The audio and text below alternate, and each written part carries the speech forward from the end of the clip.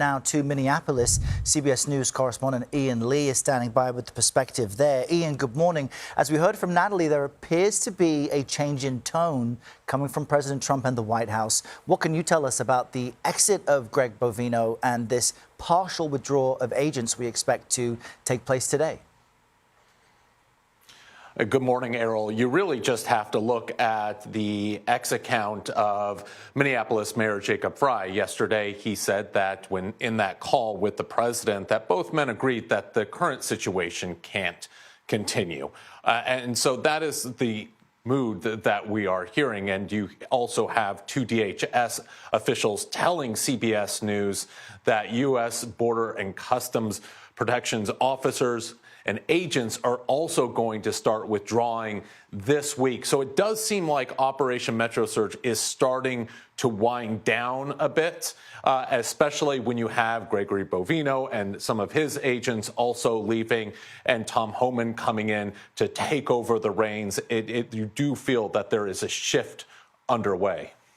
And meanwhile, what are you hearing from people in Minneapolis? I would imagine those who disagree with ICE's presence there will be encouraged by this, but this does not mean they're all leaving. So what reaction are you hearing?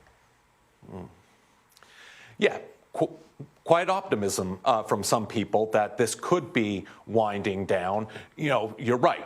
This doesn't mean that it's over, that ICE agents are all going to leave, that any sort of arrests are going to stop. You know, I was speaking with someone, texting with them yesterday, who has been part of this community watch, and they were telling me that they're going to remain out there in the streets. They're going to be watching. Yeah, there might be a withdrawal, but they say they won't stop until they see ICE leave the city. But there has been a backlash from this operation here locally from Republicans as well. One of the candidates who's running for governor dropped out of the race, citing this ongoing operation and the death of Alex Pretti. So this operation and what's going on is starting to run sour on both sides of the aisle. And so it looks like that withdrawal could be part of that. Errol. All right, Ian Lee, live for us in Minneapolis. Ian, thank you.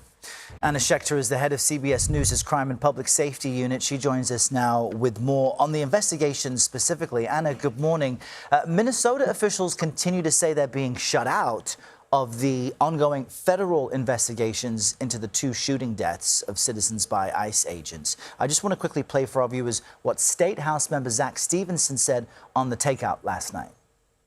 The state isn't involved in either investigation, but what's important is that's not of our doing. We would very much like to be involved, and we should be involved. That's been the consistent practice of this, through years and years and years across many circumstances. In Minnesota, we have the Bureau of Criminal Apprehension. They are built exactly for this task, and they have been deliberately excluded.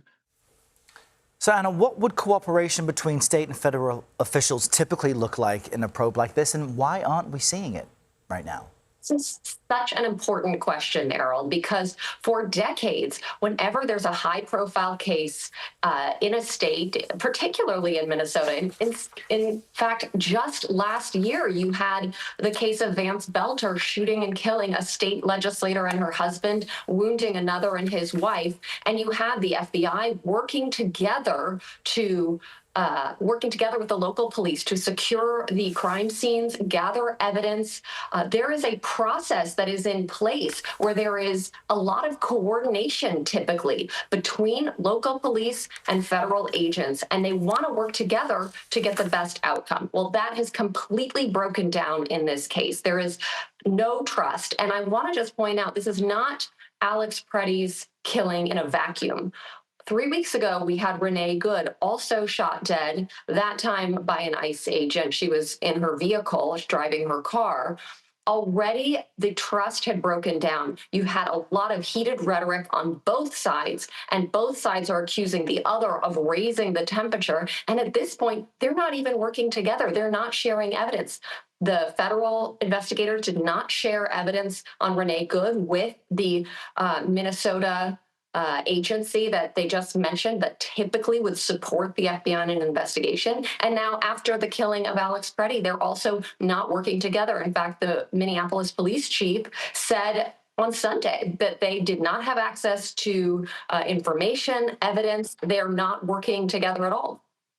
We understand, Anna, that the registered handgun found on Pretti has no documented chain of custody. That's according to multiple officials briefed on this probe. How problematic is that? There's also body cam footage that hasn't been released. And what does that tell us? Great points, Errol. So when a weapon like a gun is recovered from someone at a scene like we saw on Saturday where Pretti was shot and killed, he did have a loaded gun on him.